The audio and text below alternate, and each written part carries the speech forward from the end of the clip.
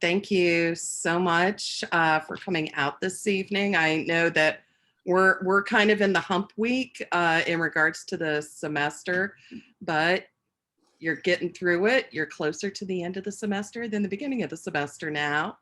And some of you are getting very close to graduation, so that's very cool. I did want to give you all some extremely good news.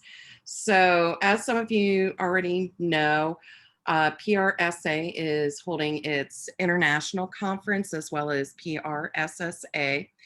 And last night, they held the awards ceremony for PRSSA. And I am absolutely thrilled to say that Kennesaw State University won the Dr. F.H. Tehan Award for Chapter Development. Y'all, we did it. Yes, Sorry. we did. And just to let you all know, the Tehan Awards, these are the top awards that PRSSA chapters can earn. There's 12 awards, including Outstanding Chapter, Best Chapter Firm, and these are for all of the chapters across the globe. So this is an incredible accomplishment for our chapter and really is a testament to all the effort that we did in rebuilding our chapter beginning last year. So congratulations to everyone on that, and especially Lauren, because she knocked it out of the park when it came to writing the application for this particular award. So this is going beyond the hat trick for our chapter. Now we've won 3 Pace Setter Awards in the past year, plus a National Chapter Excellence Award. So that is fantastic. And Lauren, I cut you off on that because I was supposed to let you announce that. It's okay. I apologize. You're good. You said it better than I was going to say. I was going to be like, we won! Yay! That was something when I sent the message off to our e-board last night through Slack. It was like in all caps, multiple exclamation points. Super big deal. And right now we are working with the University Strategic Communication Office to actually get a story written about our PRSSA chapter as well. So that's pretty cool. Just one more reminder. I believe everybody in this room so far has already become a member or renewed their membership for PRSSA, but we are coming up on the deadline for November 1st. So please, if you know of anybody that would be interested in joining PRSSA, please let them know. Deadline is Sunday, November 1st. And the cost to join, because the early bird deadline is passed, so the actual cost now is $70. So $55 of that goes to your national chapter dues. $15 comes directly back to our chapter. With that being said, I'm going to go ahead and hand it over to Lauren, who's going to introduce our guest speaker for the night. Okay, hey everyone. So tonight we have a guru, we have an expert. Her name is Joy Pittman, and she is the founder of JP Legacy, which is a consulting firm, and she has many years of HR experience, and she is going to talk to us all about resumes. And as you all know, spring internship, this is prime spring internship time. I know a lot of us are applying, and a lot of us that are graduating for full-time jobs. And we're always like, how do we do our resumes? Do we need a intro statement? How do we do this? How do we do this? And Joy is an expert in this, and she is going to give us all the information that we need to know. So I'm going to go ahead and pass it over to Joy. And thank you for being here. Thank you guys for having me. It's JVP Legacy. So I just wanted to add that in. No worries. And I do ask one favor, unless you are naked, unless you are somewhere where you just cannot be viewed, if everyone could turn on their cameras, it just makes it easier from the presenter standpoint to talk to faces and to be able to read expressions and not talk to the black square with the white letters in it, right? So, and thank you so much, Jocelyn, and hopefully Lauren and Beth can join us. If not, I fully understand, and we are going to get started. So I'm going to share my screen. Okay, if everybody can see my screen, you should see focus on resumes, how to build the perfect resume to help you succeed. That should be what everyone sees. Does everyone see that? Not yet, or I Not can't. yet, okay. Yeah, Okay, there and we go. I've been We're good. having, my signal has been tricky, so there may be a delay. So if I'm talking about a slide that you don't see, somebody can just put their hand up and I'll look over if things are moving a little slower, because I don't want to be ahead of you guys. So why is this conversation important, right? And I actually like little cartoons when I'm talking about topics. And so apparently this person wrote stuff I totally rocked on their resume, and the person wanted to get more information about that. And so we want to think about our resume as being this place where we can put our best foot forward and talk about ourselves in a way that makes people want to know more about us, right? So if people are looking at our resumes or people are engaging our resumes, I wouldn't recommend stuff that I totally rocked, but using phrasing and using verbiage that makes people interested in who it is that you are and what it is that you can bring to their organization is uber important, right? So our workshop objectives for today, we're going to define what a resume is. I know that sounds really elementary, but we're actually going to break down what a resume is and what it's not. Right, we're going to discuss types of resumes. We're going to review some resume format and content, and then we're going to talk about some things that are key in effective resume writing. And I want to start off, sometimes I use shock factor. I enjoy shocking people. And so this is something that I want you guys to think about in the context of your resume writing, right? 40% of hiring managers spend less than a minute on a resume. So almost half of hiring managers will not give more than 60 seconds to a resume, right? 35% of employers see unprofessional email addresses as a problem. So I know that, and I don't know if we do it so much. I know in my day, I'm a little bit older than most of, not all of you, but we used, we would use these, cutie pie 28, type of at Hotmail, AOL. So I'm going to date myself a little bit, right? .coms. And what happens is that when people started applying for jobs, they would not create a more professional resume, right? So rule of thumb, a professional email address. So people would get the email address, and you got to remember the email address is the first thing they see at the top of the resume. It may be the first thing they receive if you're emailing your resume. So you want a email address that really keeps it simple. First and last name, first dot last name, first last name, and a number that that helps you as a unique identifier, but nothing, and not too long, but you want to focus on that area, okay? 75% of hiring managers immediately disqualify resumes for typos, okay? And I think that's really important to hold on to. And then 75 of human resources managers have caught a lie on a resume. So I want you to understand, and one thing that I want to hold up is that this process is one of exclusion. People are looking for a reason not to pick you because they have a million other people on their desk to pick. So when you're looking at a million things, you're looking for wrongness and not rightness. And so there may be times where you have all the right things on your resume, but something like an email address, something like an inconsistency in your date, something like a typo or a spelling error can be the reason that someone disqualifies you and moves on to someone else. So you want to keep that top of mind when you're drafting your resume so that you can remember to think about those things, okay? So why should you listen to me on this, right? And my hair was black in this photo, it's not anymore. If you follow me anywhere, you're gonna get different colors of hair depending on the week. But ideally, why should you listen to me? I have over 15 years of experience. My specialization was organizational effectiveness and leadership development. And a lot of that leadership development space was around helping people put their best face forward as it related to moving up either in the organization or external to it. I have successfully built and managed teams across 3 different sectors. So that means I've looked at a lot of resumes, right? And I'm going to talk to you about some of the things that HR folks kind of sniggle about, right? When we see resumes, the things that people think sometimes are so unique and crafty. And then we're looking at them from a totally different lens, right?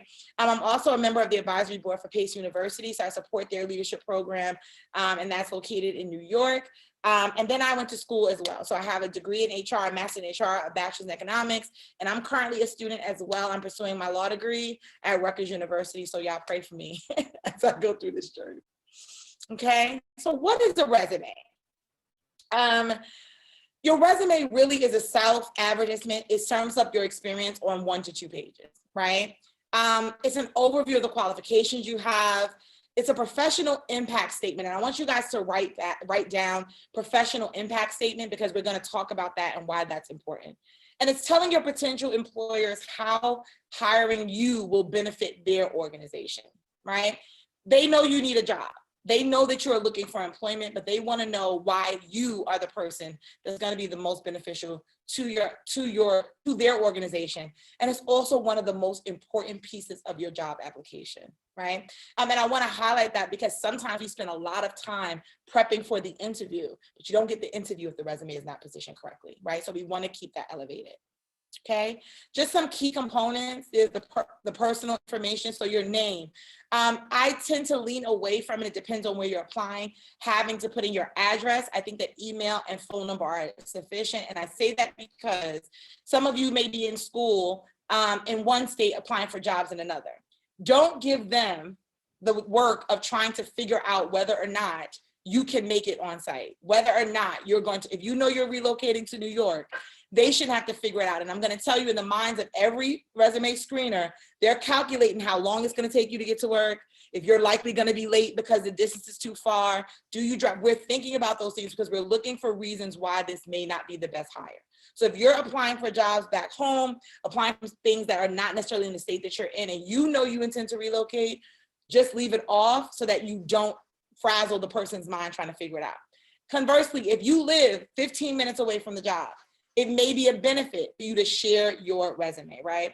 I'm also going to touch on this because it exists, and especially in the world that we live in now, people manage the space bias differently, right? And so there are people who will look at zip codes, look at addresses, and use that as a disqualifier because they're assessing where you live. They're making some assumptions about where you live and whatever is connected to that location, good, bad, or indifferent. So I'm okay with, and unless you see a value of adding it, leaving your address off is more than okay.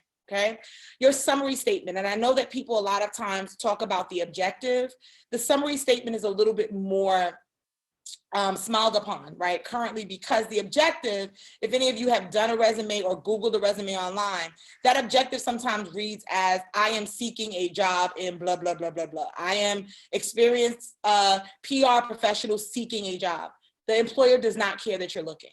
They do not care that you're seeking. It is not relevant to them, right? They're clear on that. What they want to know is that you are a person, in summary, who is able to work or to fulfill, right, the requirements of this role. And so your summary statement, much like a redacted version of your cover letter, should speak to very clearly and very succinctly why you are a good fit for this role, right? If they say that they are looking for someone who is a great multitasker, your summary statement should say, recent college grad who is great with multitasking. You need to answer for them in that statement any question that may be in their mind from the beginning as to whether or not you are the person for this role, okay? Your education, right? Recent graduates, and I'm assuming that some of you are either recent grads, going to be in school, will be recent grads, et cetera. Including your education at this stage of the game is important. A degree normally only is relevant in its industry for 3 to 5 years.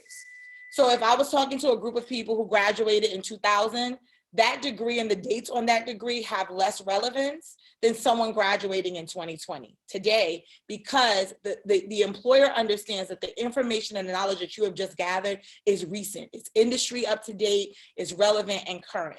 Anything older than that, right, they're going to want to look for additional credentials, additional experience, something that you have that says you've been relevant in this field past that degree that expired 5 years ago, right? So you're using it to your benefit, including those things in there. Your work and related experience, whether or not you have worked in your field as new graduates or recent graduates, or people moving towards graduation, you want to talk about or highlight work that can be relatable to the role. So in a PR space, if you were the fry girl at McDonald's, if you were the short order cook somewhere and it doesn't feel like it's relevant, you need to figure out how to make PR a part of that conversation. Whether it was, right, in your role, you helped to increase the brand of the organization by effectively putting out fries that were the best fries. However you need to word that, you need to be thinking about how does this relate. One of the things that you understand is that as PR folks, right, and I'm assuming that that's everybody in this group is in this track or in this career, how you can, what you bring forth to other people is indicative of how effective you will be in the field doing it for that organization and doing it for them. So if you are not, the pressure is even heavier on you all to present yourselves really well, because it is the first indicator of your ability to do this kind of work for someone else, right? Even at this level. You want to talk about your awards and honors, especially in this area, activities and hobbies that are either relatable or that show that you have either tenacity, that you are courageous. You want to highlight things that are relevant or that show some type of community connection or give back, skills, and then you want to have references on deck. Now, I do not, as a habit, provide references at this stage. I say have them on deck and have your references formatted the same way you would format your resume. So if someone says, can I have your references? You have 3 to 5 people listed that can vouch for you as a stand-up citizen, as a hard worker, as an engaged individual that can walk you through this process. Okay. It's important to remember that every employer really, really wants to know. Employers are selfish, right? They want to know what you can do for them, how you can improve their operations, how can you make them more money, how much it's going to cost to hire you, right? And if they can get the same or something similar to you cheaper.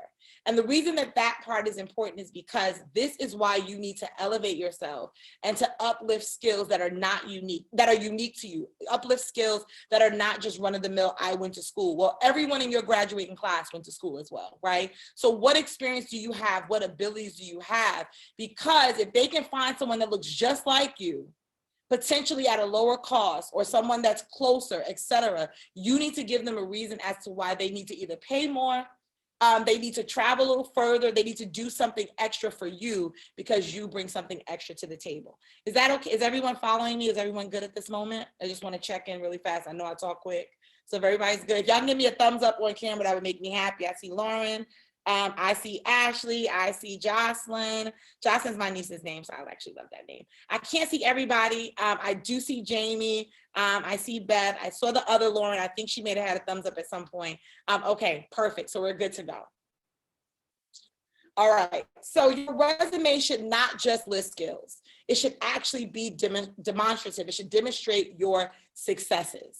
Okay, so let's talk about why y'all are here, right? I gave y'all this great intro. Let's talk about actually crafting a successful resume. So I want you guys to think about this a lot less technical than most people have presented it to you. I'm sure people have shown you all these different templates. I'm sure there's a lot that goes on. I feel like there's a lot of pressure around this resume writing, but I encourage everyone, and I even do it myself, start with a literal brain dump. Literally sit down and dump onto, now I'm going to say paper and pen. And the reason I say paper and pen is not because I'm anti-technology, but I know that when we start typing things, we start trying to format, we worry about spelling. The little squiggly lines on the computer are going to make you very conscious of a word misspell, of grammar checks, all that stuff. It's very hard to free write, in my experience, on a computer, because the computer is fighting to correct you and you'll be fighting to ignore it. So take out your pad, take out your pen, and literally sit down and write your work history from start to finish. If you were a Girl Scout, if you volunteered, if you were a CIT, if you were a counselor, if you worked in the school, if you worked at your parents' job, I don't care if they paid you or not, right? You need to write down and drop down on that paper anything that looked like work. If it felt like work, if you sweat while you were doing it, if it was work, right? If you had to be there at a certain time, get all that stuff down on paper, because one of the worst things that happens is that we overlook experiences. And one of the things that I've experienced on the interview side is that I'll be asking a person a question and they'll say, oh yeah, I do have experience in that. Well, it's not on your resume, right? And so it's hard then to always trust that the person has the experience, but also in that pre-screen, that person probably would have been overlooked, right? Had they not had that information. They may have been, actually, I'm sorry, some people got overlooked just because of what they didn't include. So you want to do that literal brain dump, right? If you've been in the workforce for a number of years, I don't want to assume that everyone here is a traditional student. If they're non-traditional students, focus on what is prominent and relevant. So I have a 15+ year experience. My very first job was with the Department of Motor Vehicle. No one cares about that in the HR space. I was actually a cashier. Probably not the job that would get anybody to call me for anything, because no one likes DMV folks, period. I've never been anywhere where I said I work for DMV and people said, oh, great. No one likes it. So that's just not a job I would actually talk about. And definitely nothing I would talk about if it was my first job out of college versus now where I have so much other experience in my field. So you want to think about, as you're doing that dump, don't worry about it early, but as you're doing that dump, start aligning things that are actually relevant. The one thing that I want to say as a disclaimer is, find a job description that looks like a job description that would be your goal job at this level. And the reason I say at this level is the VP of PR for the biggest organization that you can think of may not be the job at this level that is actually in reach for you, right? It may be a goal job. So identifying a job that looks like something that you are able to do today, and start thinking about that job as a baseline for crafting your resume, so that you are not just dumping into the abyss, writing down any, I was a car wash, or we just start naming anything. It puts you in a frame of mind to focus on what is relevant for this role. And that works until you actually have jobs that you're targeting to look for. But this is the best way to set a framework for a job that you would be looking at engaging in the future. Okay. The next thing is, I want you guys to focus on achievements, right? When writing your summary of experience, do not just work on or write about things you did, because everything you did was not really a full accomplishment, right? You wake up in the morning, you did that. You went to the gym, you did that. You went to class, you did that. But how did that culminate into an accomplishment? So you need to focus on what you accomplished in each position rather than what you did in it, right? And I'll use an example. I supported a friend of mine's daughter who was applying for an admin role, and she was sharing about some work that she did in her school and helping to organize the files. And so she wrote, organize the filing. So I had to say, okay, that's what you did. What was the impact? And we were able to talk about the fact that she reduced the time it took for individuals in the office to find things because things were at the ready, right? You could grab them, you can go right to the cabinet, pull it out, you can go right to the filing system online and retrieve it. So we were able to organize the files into increased productivity office-wide by creating a filing system that allowed individuals to you see how that feels very different, right? You just didn't organize. You literally empowered everybody in the office to do their work more effectively, more efficiently, right? Increased productivity means increased money, and you affected something that was just outside of the file system that was sitting in your office. You did something that really impacted the office. So you want to think about, for the things that you did, is there an impact statement? Did somebody come to you and say, I'm so glad you did this. This is how it impacted me. And those are the things you want to highlight. You want to also be able to list things that are qualifiable achievements, right? Did you increase sales? Did you earn a grant for $10,000? Were you able to reduce 10 minutes or shave 15 to 20 minutes off of a process? What were you able to do? Were you able to do something in a way that made it more cost effective, right? Were you able to increase visibility by such and such percent? Did that visibility increase sales by such and such percent? So I know that may feel heavy, but some of you have already done work that you know has impact, right? If you have helped a friend do anything in there, I'm just gonna use social media, for example, and I'll say that. If you helped your friend gain 50 more followers and they only had 200 followers to begin with, you have increased their following by 20-something%. I'm not a math major, so we're just going to go with that number and say it's right. But you've helped them increase their following by that percentage. You want to identify what are these impact statements, and then you want to make sure that those accomplishments make sense to the role. So after you've done that, what are they looking for in this role? Are they looking for someone to increase viewership? Are they looking for someone to help the positioning of the company? Are they looking for someone to increase productivity? So you want to be able to connect those things and make sure that as they're saying, can this person help us meet this goal? Your resume says yes, because it already helped somebody else meet the very same goal. That's how you're looking at it, right? 2B, because it's not really a 3, is now that we've talked about what to include, what to leave off, right? Because what you exclude is just as important as what you include, and you want to make sure everything is relevant and timely. So if you worked in the office for 3 weeks, helping somebody, and it was a short term and you knew it wasn't really going to go anywhere, it's okay to leave that off. right? Especially as students, it is more than okay to leave off jobs that are not really relevant and cover those over with I was in school, right? Once you're away from school, it's harder, but while you're in school, being in school is sufficient to say, school is a full-time job in and of itself. So anything you did in addition to that is gravy, okay? Irrelevant jobs, at least unless they're needed to fill an employment gap. So when I went back to get my master's degree, for example, I'd already worked, I went back to school to get my degree. At some point, I actually am running my own agency now, but I also paused work at one time to start law school. So I would have to be able to answer for those gaps in my resume.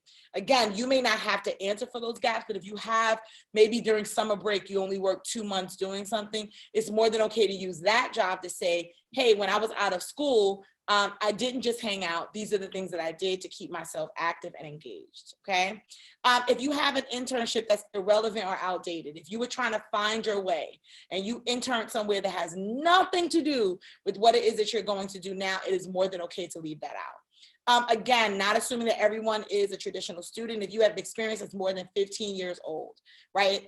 And 10 years old in some cases, it's more than okay to leave that out. And then if you started a degree in biophysics and decided to change your mind and do something else, it's more than okay not to include that incompleted degree. Remember what it says. It says that you didn't finish, right? It says that you did not complete the credential. And so unless you are currently completing it, it's not necessary to be on the resume. It is something that you can feel free to discuss at the interview. If someone asks you, well, how did you land here? Well, I started in such and such, and I was doing it for a couple of months, and I really didn't feel like it stuck to me. And so I made the pivot into PR, found my secrets, found like my groove there, really enjoyed it, really learned about it, knew that it was what I wanted to do, right? And so I stuck with it. That's a great story to tell, but on your resume, it leaves questions that you are not physically there to answer for the interviewer. And so I would recommend leaving it off, okay? The next thing is choosing a resume style. And I know that this may be where we get a little technical about the different styles and formats. There are 3 of the most popular formats: chronological, most common, where you say from January to February, I did this, from February to March, I did this, right? Actually backwards, so we would start with, let's say we are in October, so from October going back into April, I did this, from April going back into January, so we go in the reverse order. That is the most common. What I will say is that it's not always the most effective, depending on where you are in your journey, because it assumes that there has been a chronological progression of your work experience and of your choices a long time. So I know that people lean towards that one. That seems to be a favorite of people. It's actually, if you go online, is the most common, but it's not, to me, the most effective. And remember, the commonality and the popularity doesn't matter. It's about what's going to put your experience up in front of someone the best and in the most effective way. A functional resume is just that. It talks about your functionality. What have you done, right? It doesn't really focus on your work history. It doesn't talk about all the things that where you work from here to here, from here to here. It literally just groups off, and I'm going to show you examples. It groups off each by each, saying, hey, this is what I did as far as, when I look at, I guess, this is my skill as far as customer service. Here's my skills around leadership. Here's my skill around. So it really pulls the experiences that you have and it lumps them categorically by experience. So you may actually talk about 5 different jobs in one area of the functional resume because you're pulling up those things. If you use a functional, I would recommend that the things that you highlight, again, are still relevant to the job and the field that you're looking for. My personal fave is the combination resume, right? What that does is that it actually literally takes the functional and the chronological and merges them in a way where it lists the functional things that you've worked on, but then it also gives a chronology of your work experience beneath it so that you're not job by job saying, I did this and I did that.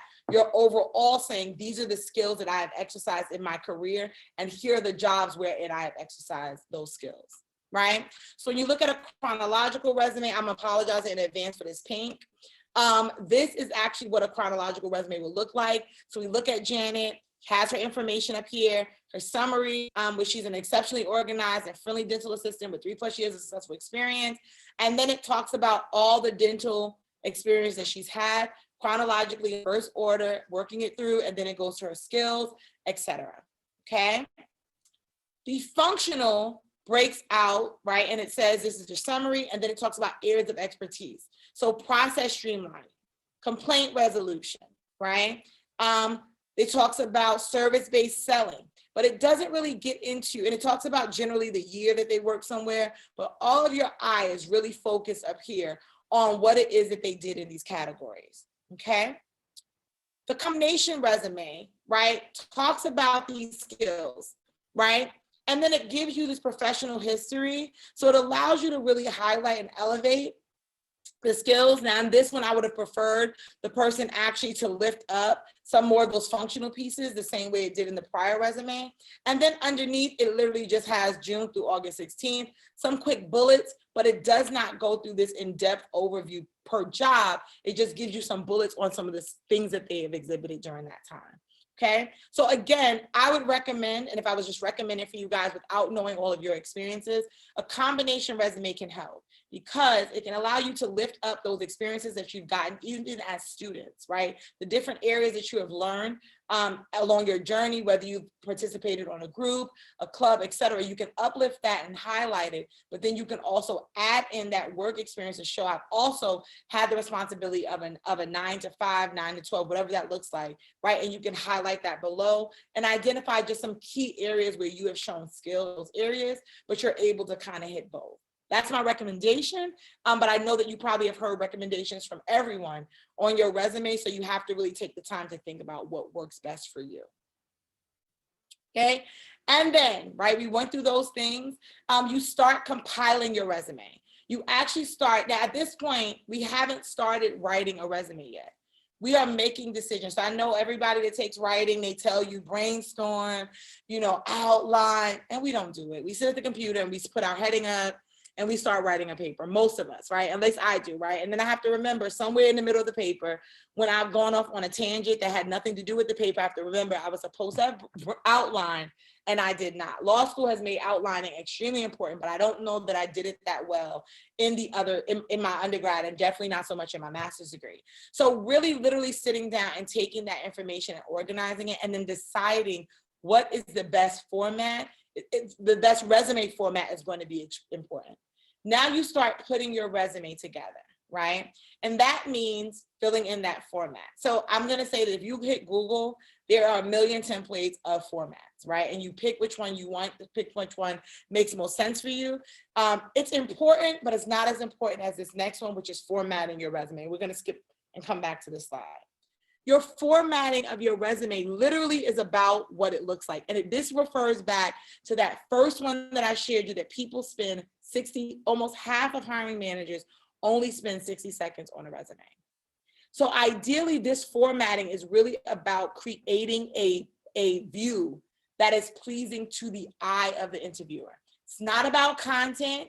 At this point, this format, it literally is about, can somebody look at this and not be overwhelmed? Now, I'm going to ask by show of raised hand or weird face, whatever one you want to give me. Who has ever received an email from someone and the email looks like somebody wrote a mini novel and hit send? Has anybody received one of those emails? What is the first thing that feels like when you click on that email? My eyes hurt. Your eyes hurt, right? Ashley, you raise your hand. Unmute and tell me something that kind of happens for you when you get that email. I just am less inclined to read it versus like a pretty ad with like a nice coupon or something like that. I'm just like, no. Yep. So here's the thing. To Ashley's point and to Lauren's point, Lauren said, I'm immediately like, what? Ashley said, I have to decide whether or not to read it. Now, imagine your resume is that email, and someone has to literally decide whether or not to read it on the wrong day, on Wednesday, after a bad conversation, annoyed with their boss, whatever's happening, your resume may not get read. So think about the resume that you see or the email you receive where somebody wrote a nice intro statement, maybe 2 or 3 sentences, and then proceed to tell you, I need the following things, and there's a nice bullet list, there's a nice conclusion. you are literally like, what is this magic that I read? You want to read this. You want to look at this thing. You're less compelled to turn it off. So what we want to think about is using white space, using clear fonts, right? 95 fonts. I know that sometimes we want to be creative. It overwhelms people, right? And the other part is because we have so many generations in the workplace, you're never sure who it's going to land in front of. So you may get a millennial or a Gen Z or somebody who's like, oh, this is amazing, but you may not. You may get an old millennial like myself that really is I'm on the edge. And some days I think it's cute, but some days I'm like, I don't want to look at this, right? So you want to make sure that you are writing to, remember, you're writing to an invisible audience. And so you want to make sure that you leave as little room for them to turn you off as possible, right? You want to use bolds and italics sparingly and do not underline. I know in text world, we bold, we highlight, we exclamation point things. You want to use that sparingly because what will happen is, just like when somebody, if you ever looked at your notebook or somebody shared their textbook and they've outlined the entire chapter, then nothing really is even relevant anymore because everything is highlighted. You want to use that sparingly. You want to use bullet points to emphasize things that you want people's eyes to go to immediately. That summary they may skim, but you want them to see those bullet points, and you want to be consistent. Go back over your font. Make sure that if you use all Arial, all Calibri, all Times New Roman, if it's all 12 point, all your headings are bolded. I know these things are not really about the content, but it literally is what makes the difference between somebody moving it away and somebody actually taking the time to invest in reading it. I want you to know that I think you guys are positioned like me, that when I put in a resume, because I work in HR, the expectation is that my resume is spectacular. People expect nothing to be wrong with it because clearly as an HR person, I sit in my living room and review resumes so that I can make sure that mine is perfectly presented. And I think that in a space where you are doing any type of marketing, any type of PR, anything in that area, people expect that how you position yourself is elevated because clearly you've done nothing but sit in class, right? For 4 years, 2 years, however long you've been just learning how to sell yourself, right? That's the assumption. So you want to make sure that you really take away and quiet as much mental noise as possible for individuals that will be reviewing your content. Okay. I also want you not to forget to, we're coming to the end and we're opening up Q&A. Probably the perfect resume is one that makes it to somebody's desk, right? I know we spend a lot of time talking about this. The perfect resume, the magical resume is one that somebody sees. And so in addition to, and I just wanted to leave these points, think about your network. Right? You guys are going out to look for work. You're going out to find jobs. The imperfect resume that is connected to the perfect referral is going to have a better, right, chance of hitting someone's desk and viewed and seen, right, than the immaculate resume that no one ever met. So you want, if you know someone, someone who's already graduated, right? Someone who is a higher classman than you, a friend, a relative, sister, cousin, sibling, you want to make sure that that person can walk that resume over, can say, hey, I'm forwarding this resume. That resume will get more visibility. You want to make sure that you're connected to professional organizations. So Amanda just shared, right? And so you don't mind if I call you Amanda. Amanda just shared, join this group, right? Make sure you renew your dues, renew it. These professional organizations, I'm a member of the Society of Human Resources Management. I'm a member of HR Certification Institute. Do not enjoy paying the non-student rates for any of these memberships. However, the connectivity and the community connected with them has been transformational in my career because I've been able to get in, connect with people, and people see me as a fellow professional as opposed to an outside person, right? LinkedIn is a great place to start looking and engaging. Be patient and persistent, okay? Most people, when you think about applying for a job, sending your resume out, if your resume does not get an immediate hit, it doesn't mean you have a bad resume. There was a fifth data statistic that I shared on there that most people have to send out at minimum 50 resumes to be hired, right? Which is what makes number one important. For every job, there's 50 resumes that you may be sending out, 50 resumes you may be sending out to get employed at any point in time in your life. And that's on the lower end. So thinking about when you are able to just click a button and quick apply. Think about when you're just able to send your resume. There are people that are just clicking buttons all day. There are people who have made a 9-to-5 job of button clicking. sending things out. You want to make sure that your network is helping you. The other thing is that COVID has impacted the employment space in a very different way because you have very talented people unemployed right now.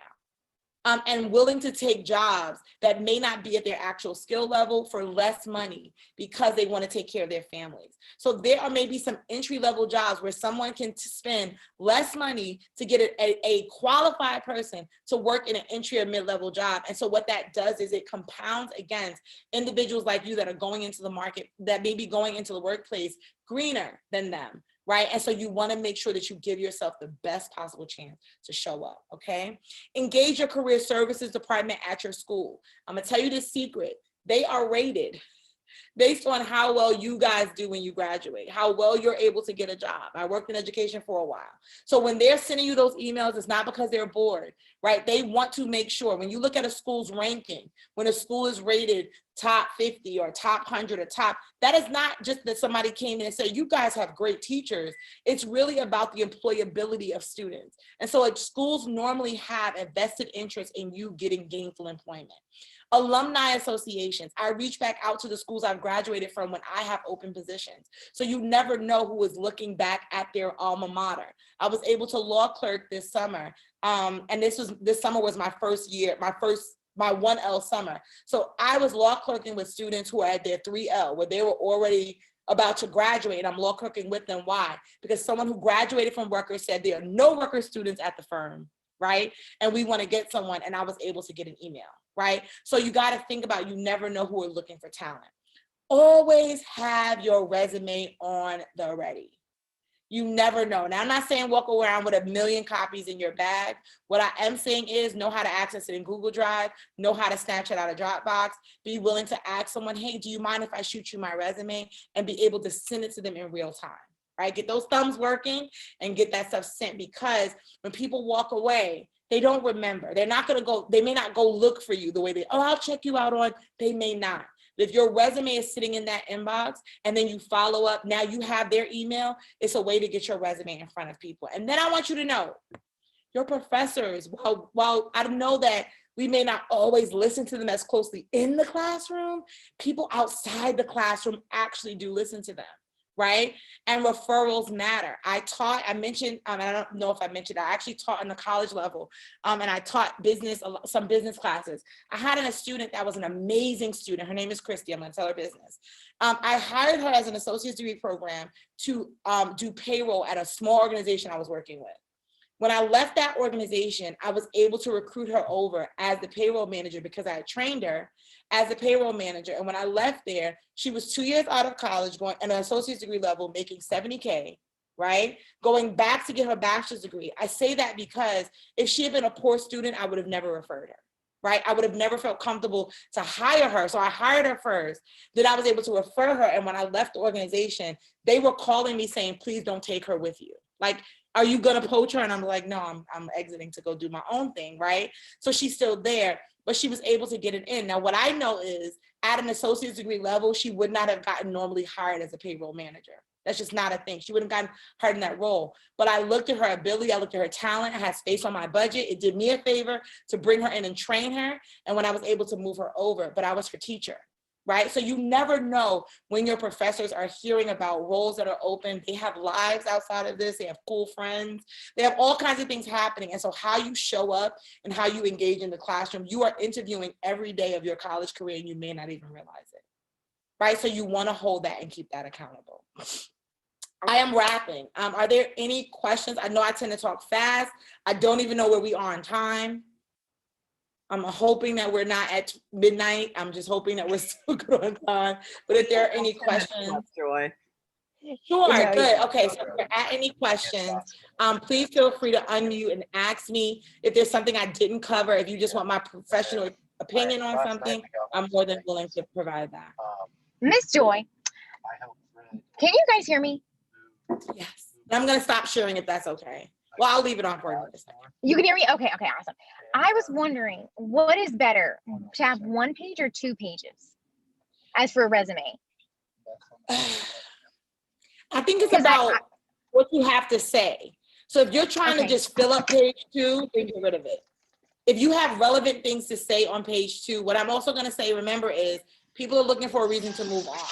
So Yeah. if you've just filled up your resume with, you know, a lot of bullet points, if you don't really have full impact statements, if you're trying to just make, I know that this thing where it looks too short, at this stage in the juncture, you have the benefit of being able to have a shorter resume. People would rather you read a resume that's not full of fluff than to read 2 pages of someone just trying to use a lot of adjectives to fill up the space. So if you have two pages worth of relevant experience, go ahead and put it on.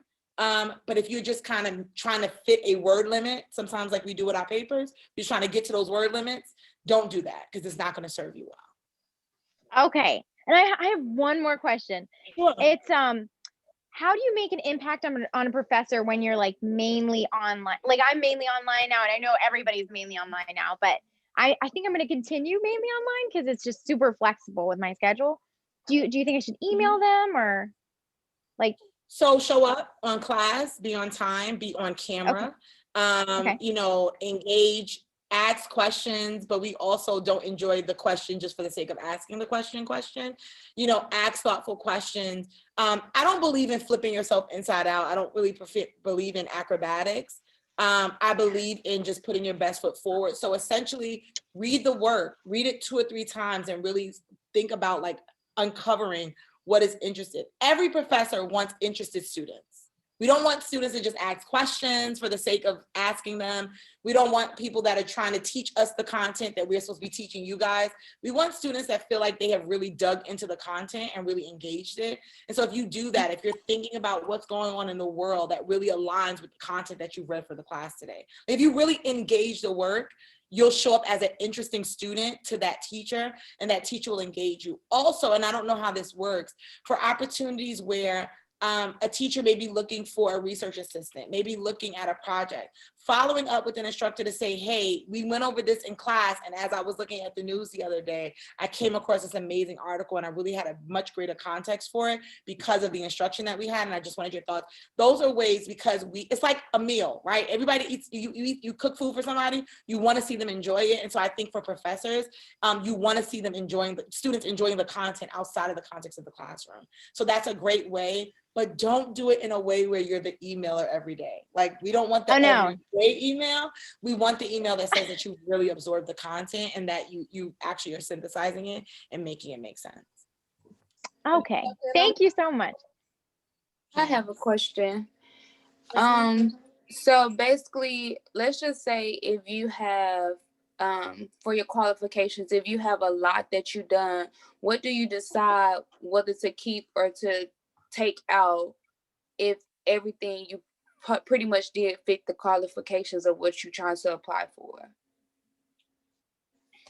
So if you've done, I'm going to say, if you work 10 places and you did the exact same thing 10 places and it's all relevant, the job description will normally ask for something specific, or looking at the organization, there's something about that organization that'll stand out to say, there's something extra about this organization that's not just run of the mill. So I'll give an example. I'm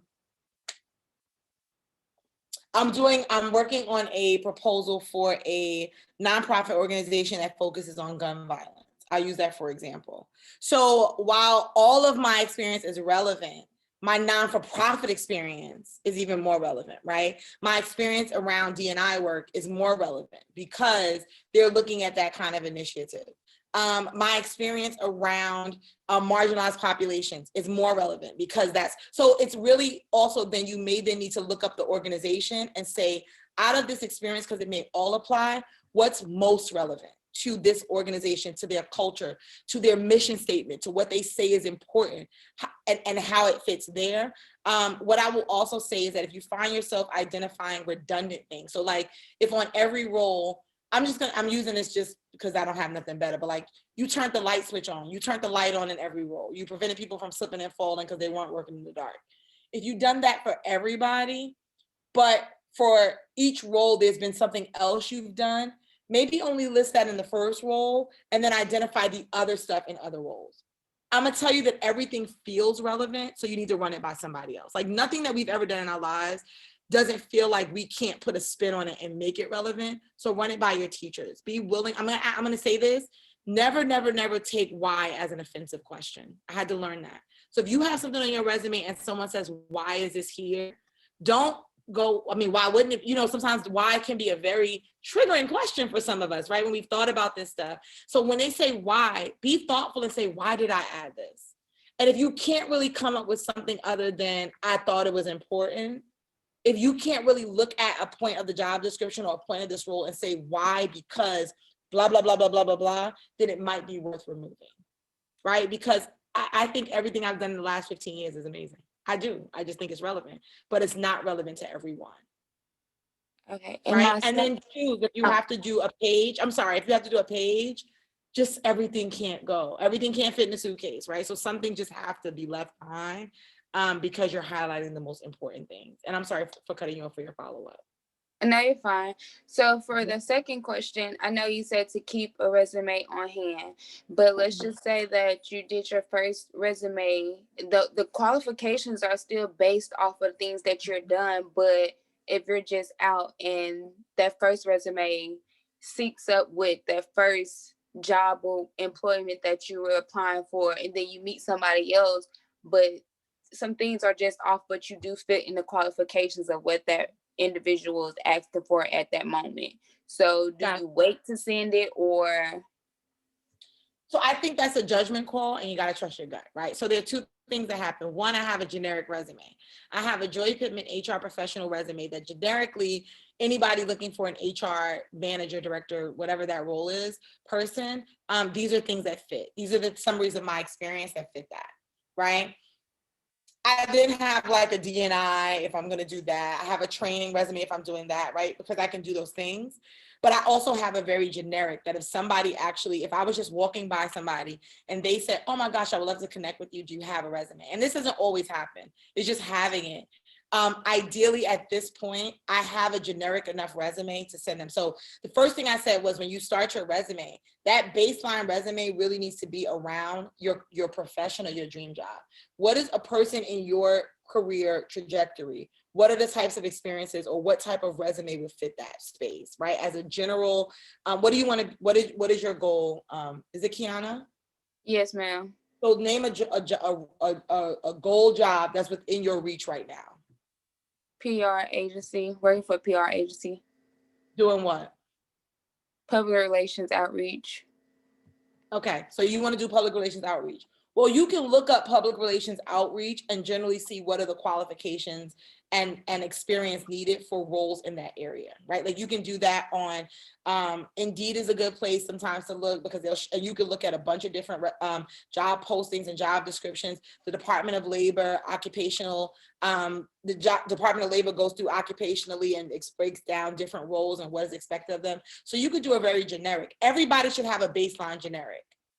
Okay, a baseline generic, everybody should have. So when you start then applying for a specific job, you should be going to that baseline generic and just, I was going to say gussying it up, but just kind of making it a little bit more appealing for that particular role, right? But you should not write a new resume every time you see a job description, nor should you send the same description out blindly no matter what the role is. There should be a baseline. I see you, Jamie, if your hand is up.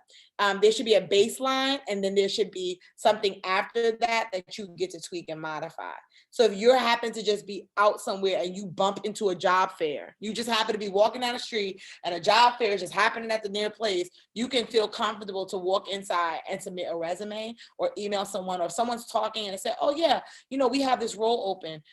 The idea of that in the moment is important because even if the resume needs tweaking, even if you send it and say, hey, I sent you with the resume that I had on hand. After looking at the role, I just wanted to send you one more updated that highlighted more of my experience, but you've gotten in front of the person. You don't want to walk away and require people to remember you because they bump into a lot of people. Right. So just having something that's clear, that's middle of the ground, middle of the road. And then something that if you have to clean it up later, I've had to do that. I've had to clean up later and say, hey, and when we were talking, I realized that you really had to focus on D&I work. Here's some more summary of my D&I experience. I was able to send you more of my general, but I also have this very specific experience in this area. It's more than okay, but just get in front of folks. Is that enough? Is that good, Kiana? Are we good? Yes, thank you. Okay. Jamie? Yeah, hi. Real quick, I just Hi. wanted to ask, so I had an internship, I've had a couple, but one of them was with a nonprofit. It was with Make-A-Wish, and it was a great internship, but I feel like I don't have a lot of like quantifiable like impact things from that internship. Like I learned a lot.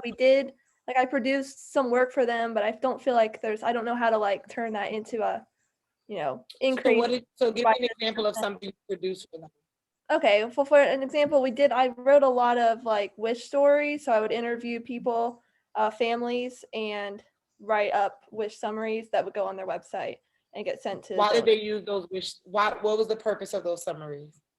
The purpose would be, there's two purposes. One, to like spread awareness on the website, and then the other one would be if it got sent to a corporate sponsor to sort of show them their impact that they had. So help decrease awareness and highlight impactful blah, blah, blah by creating blah, blah, blah documents that were circulated via the company's website.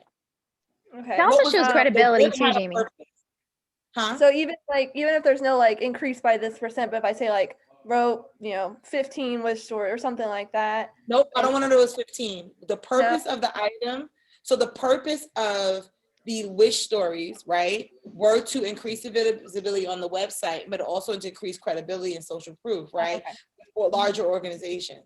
In doing that work, you were producing that outcome, right? Okay. Don't overthink it. So you don't have to say, and it resulted in $80 million. Okay, we don't have to do that, right? We don't have to go that far.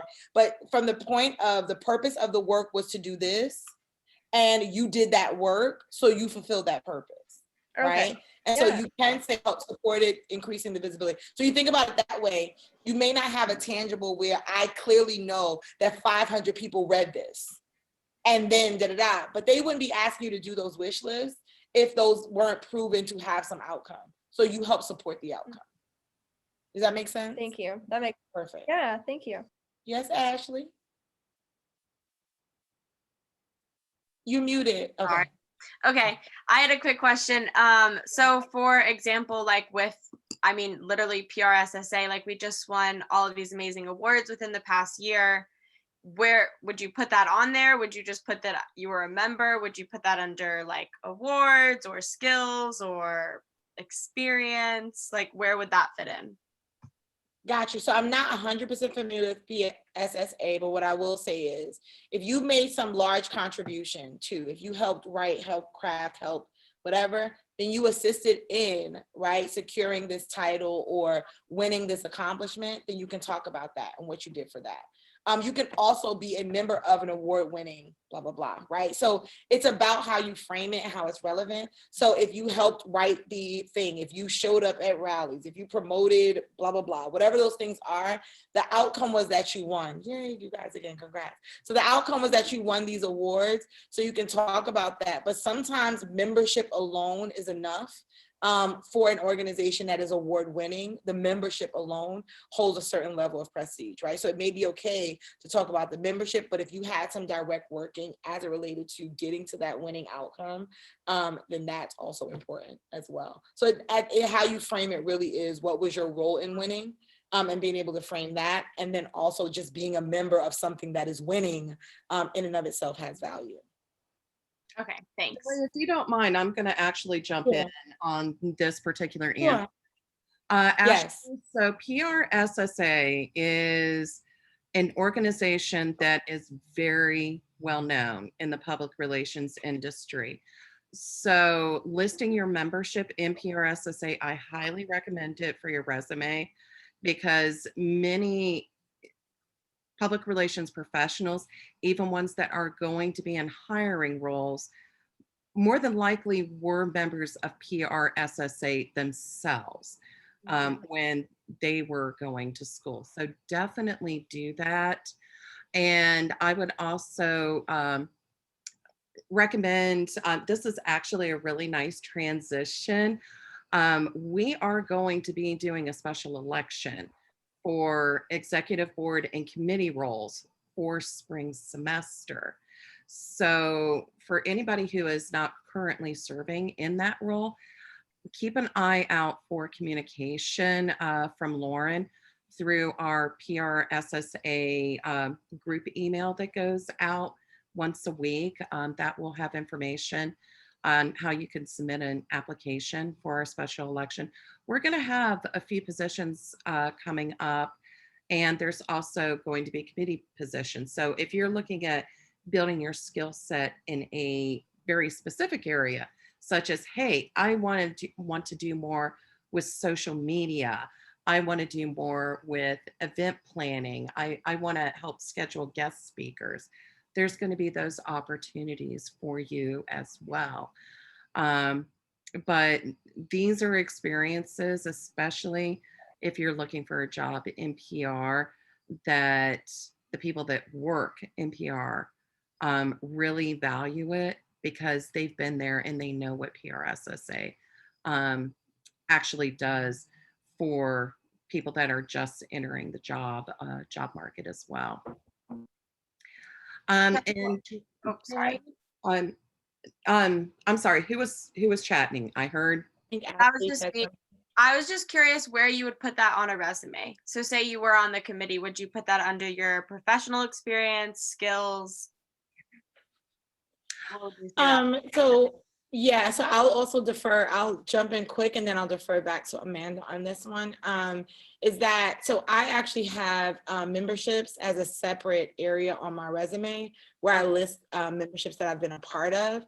The skills component, I would add it to, if you're adding it as it relates to a skill set that you have exemplified, right? So as Amanda shared, if you join any of those jobs, take on those roles, if you take on a leadership role, et cetera, then I would add that into the skills area that you served in that way.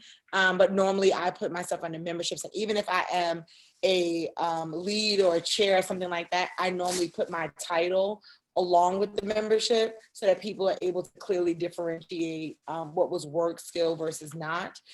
This also may be helpful if you do a combination resume, the skills that you have actually garnered from working in the organization, you can actually add it to that top part when you're talking about what the functional area of it, where you're talking about what those skills are, and then also list the membership. So you're getting both ends of it, the membership affiliation, and also you're getting to highlight the skills that you gathered there. Okay, thank you. Yeah. I call mine campus involvement and leadership. That's what I've called my section. So I saw that. I think it sort of encapsulates the membership and the roles.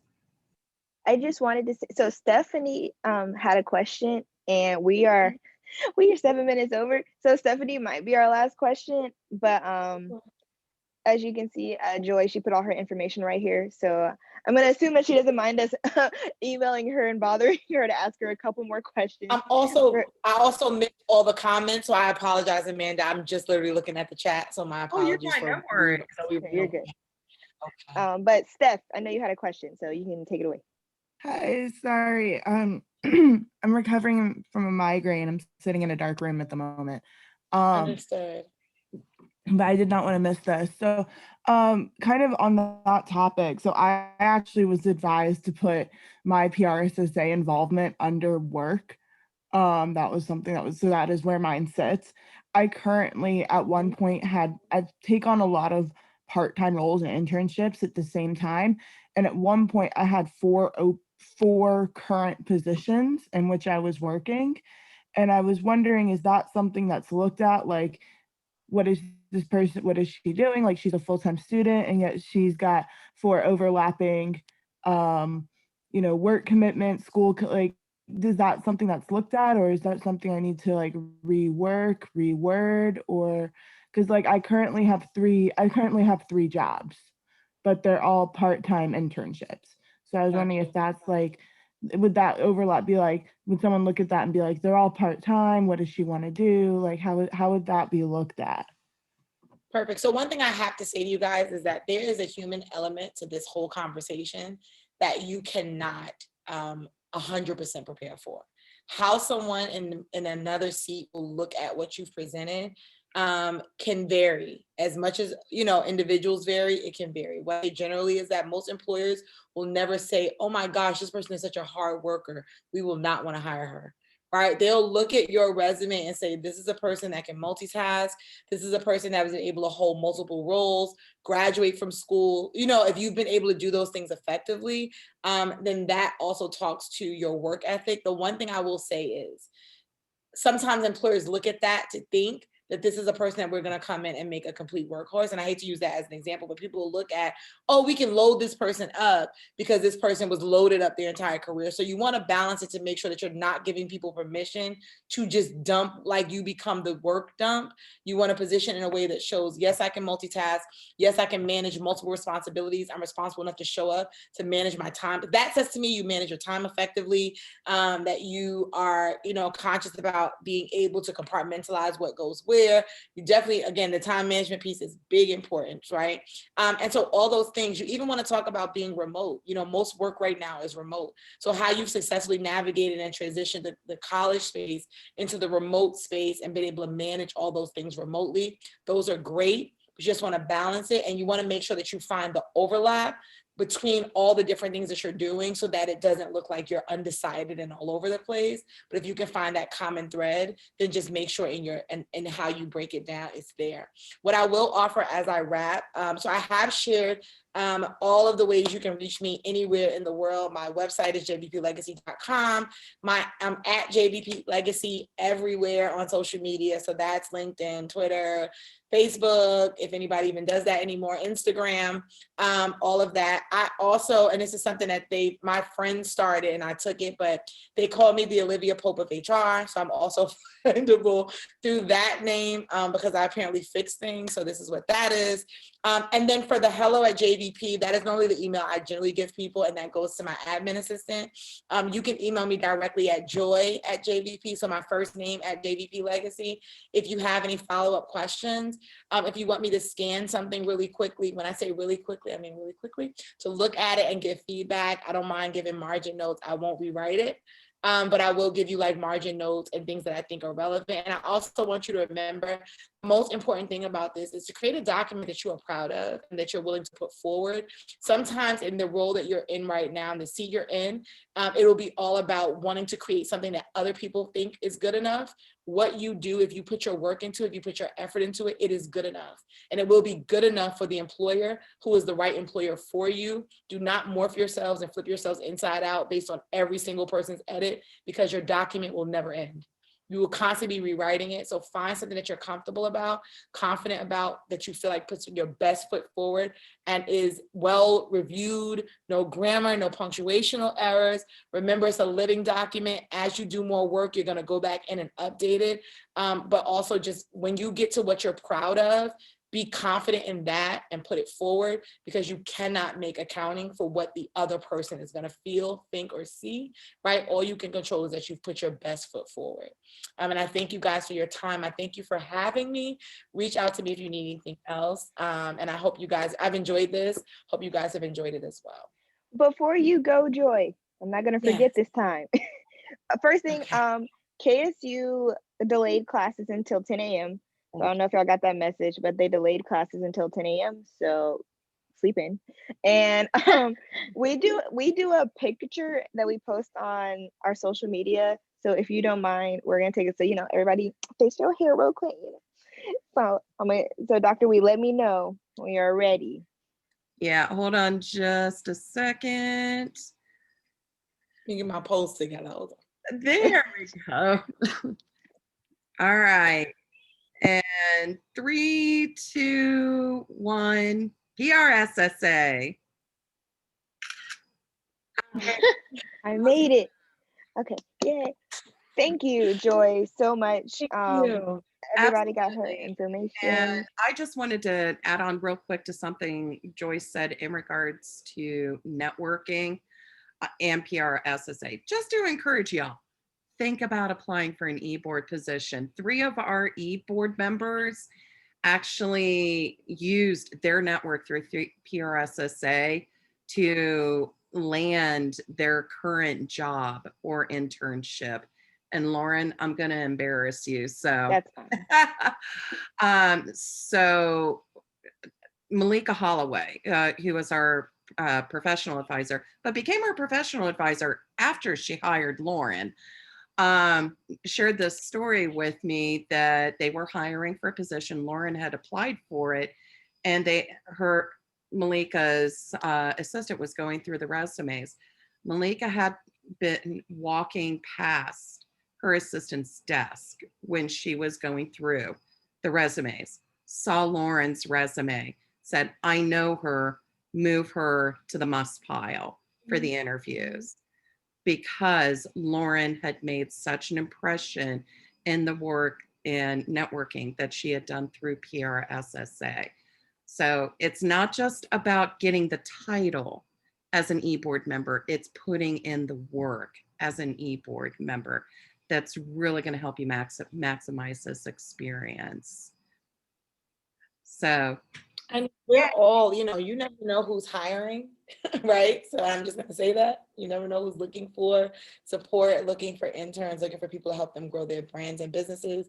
What entrepreneurs might be looking for someone. So just make sure you pull your resumes together, and, you know, just engage when people come on these kind of conversations. Follow up, you know, if they give you their email address. I'm not just saying it for me. Follow up and engage. You never know. We're always looking for talent and scouting. You never know which one of my clients might need someone, right? And so you want to make sure that people remember your name, right? Remember your name and how you showed up. So I'm done. I'm not gonna say nothing else, I promise. I'm gonna mute myself, and thank you all for having me. Thank you. thank you so much, Joy. Thank We are you. going to cut it off for tonight just because it's 7:15. But have a fantastic evening. Remember, don't come to campus until 10 o'clock, and keep an eye out on the alerts on the off shot that more alerts come through about classes tomorrow. So we will see you all in a couple of weeks. Bye, everyone. Bye. Good night. Stay safe, please.